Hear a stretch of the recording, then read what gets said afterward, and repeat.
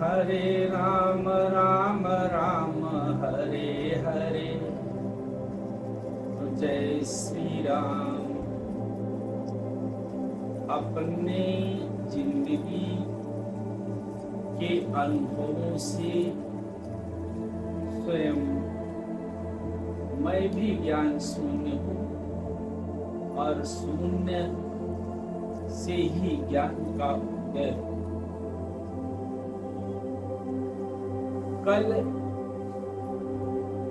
27 जुलाई 2023 को जो प्रभु ने आवास दिया है किराए का ही है, लेकिन ईशान कोण में बेल का वृक्ष लगा हुआ है और गुरुमुख योग कल श्रावण शुक्ला सप्तमी तिथि और गुरुमुख योग एक ही दिन में जो बेल का पेड़ है उसमें सभी डालियों में छोटे छोटे सुंदर पत्ते देखने का अवसर मिला और साथ में तो गिरे हुए फल भी मिले।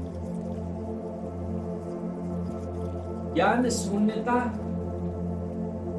कैसे? सूरज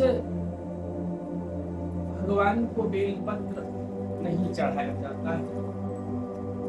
सबको सभी मूर्तियों पर सभी देवी देवताओं को बेलपत्र चढ़ता है और उल्टा चढ़ाया जाता है।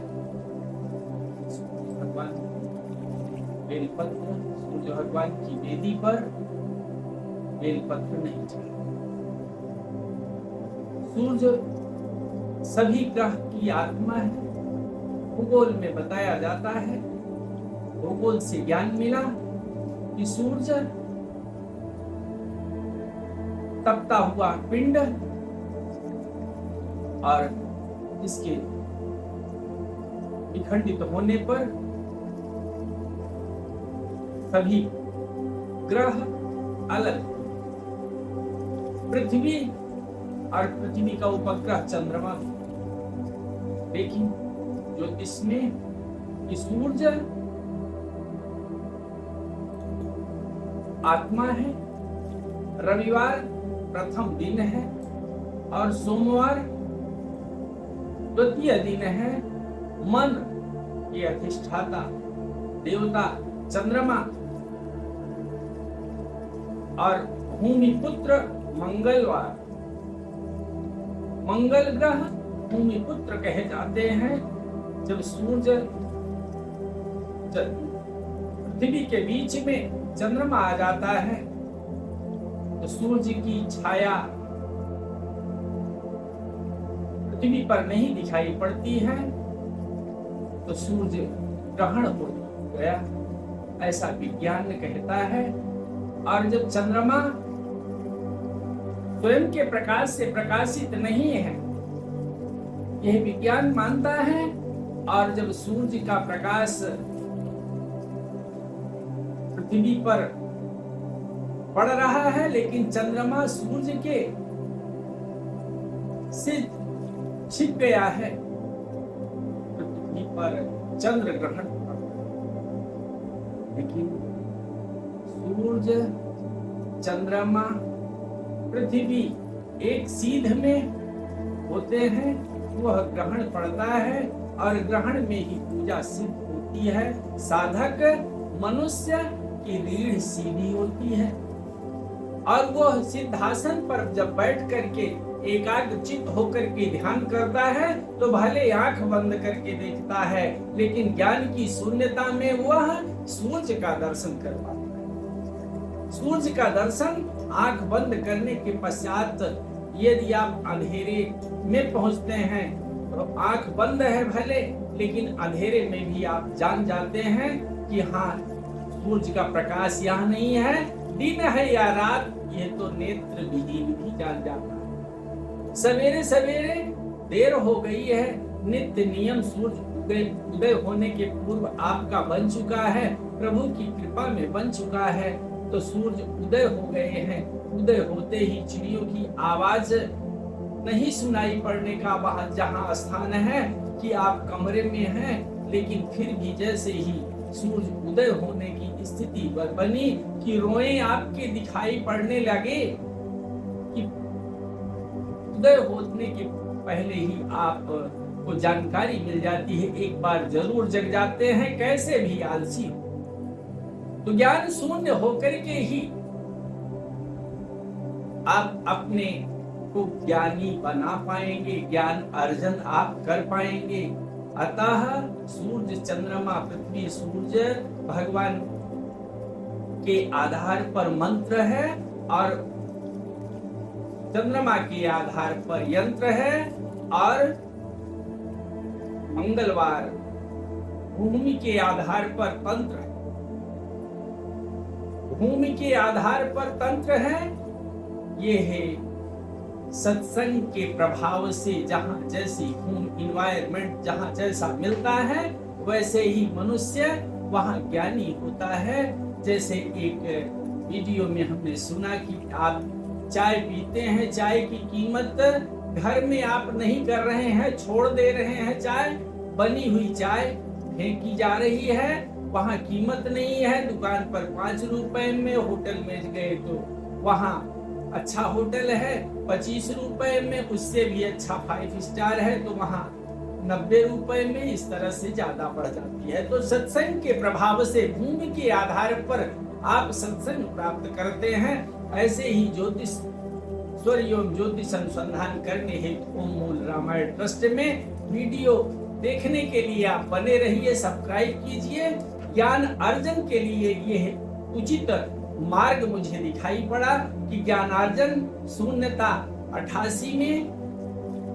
1988 में जब आईएएस असिस्टेंट ग्रेड की परीक्षा देने के लिए किसी मित्र के कथनानुसार स्थान नहीं देखे थे और वो लिबा जाने के लिए, लेकिन कैसे भी वो प्रयास करते रहे और संजोग बस आधे घंटे परीक्षा में विलंब से उपस्थिति हुई, जिसमें गणित में 88 नंबर ही प्राप्त हुए, 150 में 150 में 81 नंबर प्राप्त हुए।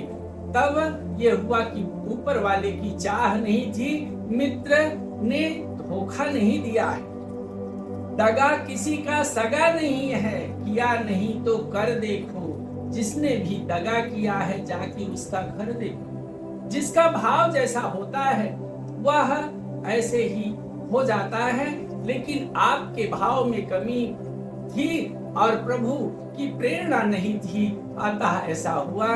88 में ही ज्योतिष सीखने के लिए जो ज्योतिष के अच्छे ज्ञानी बन चुके थे, सप्तशला का, पंचशला का विवाह संस्कार करने की विधि पूरी तरह से पिताजी के द्वारा ज्ञात थी, लेकिन अब पिताजी के ही बताए हुए, पिताजी के भांजे ही हैं, उनसे ज्योतिष सीखने के लिए हर वृद्धों के पास जब जाने लगे तो उनके पास पहुंचते हैं और तर्क कुतर्क में कहने लगते हैं कि हम सूर्य चंद्रमा को ही केवल मानते हैं और किसी को फोटो देख करके हम पूजा नहीं कर पाएंगे। इस श्लोकों में जो वर्णन है इसको हम नहीं मान पा रहे हैं, तो सूर्य चंद्रमा हम प्रत्यक्ष देख रहे हैं, वह ऐसे ही मुझे दिखाई पड़े, कोई भी दिखाई पड़े, छाया नहीं, छाया मात्र ही दिखाई पड़ जाए तब भी हम पूजा करेंगे। जैसे भी आप ज्योतिष बता रहे हैं उसको सीखने का प्रयास करेंगे और प्रयास करते ही रह रहे हैं, लेकिन ये भ्रम उपस्थित हुआ है।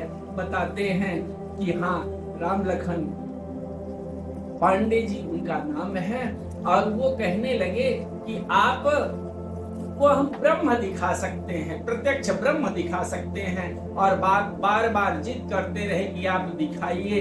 तो एक दिन संजोग आता है, कहते हैं कि आपको ब्रह्म देखने की जिद क्यों पड़ी है, आप ऐसे ही राम मंत्र को मान क्यों नहीं जाते हैं। गायत्री मंत्र राम मंत्र है, महामंत्र, और आप इस तरह से जप चुके हैं गायत्री मंत्र को, आपकी साधना इस तरह से हो चुकी है कि आपके शरीर पर जब तक यज्ञोपवीत है, कोई भी हम नहीं, कोई भी आपको ब्रह्म या भूत बाधा दिखाने के में समर्थ नहीं है। आपके समक्ष ब्रह्म उपस्थित ही नहीं हो पाएगा।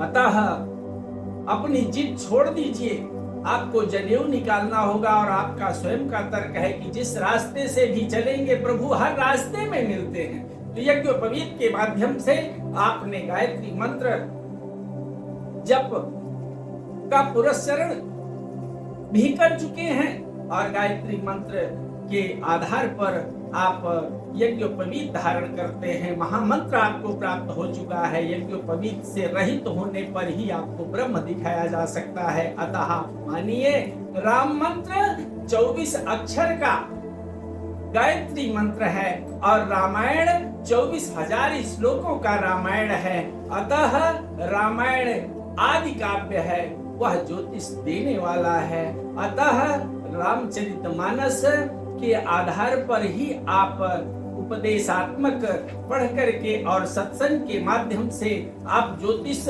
सीखें, जाने, जानते भी हैं।